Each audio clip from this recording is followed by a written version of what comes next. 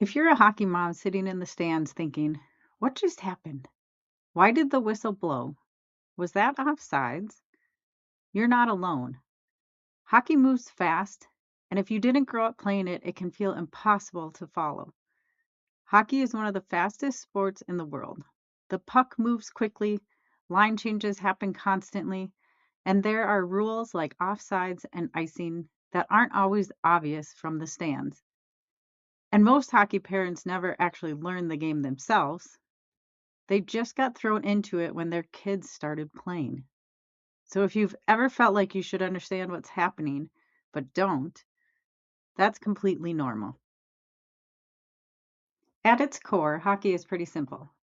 Two teams try to move the puck down the ice and score in the opposing team's net. Each team has 5 skaters and one goalie. The team with the most goals at the end of the game wins. On the ice, there are 3 types of players. The first type is the forwards. These players focus on scoring goals and creating offense. There are 3 forwards on the ice: the left wing, center, and right wing.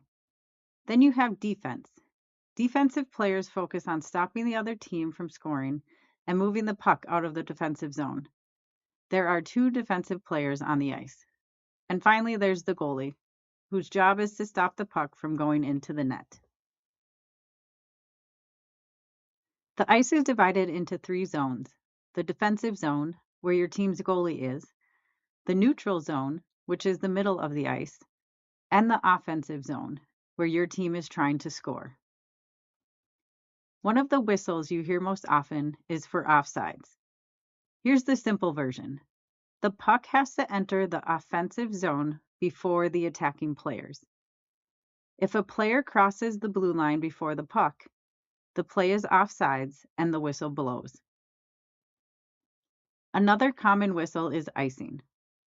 Icing happens when a player shoots the puck from their side of the red line all the way down the ice past the other team's goal line without it being touched.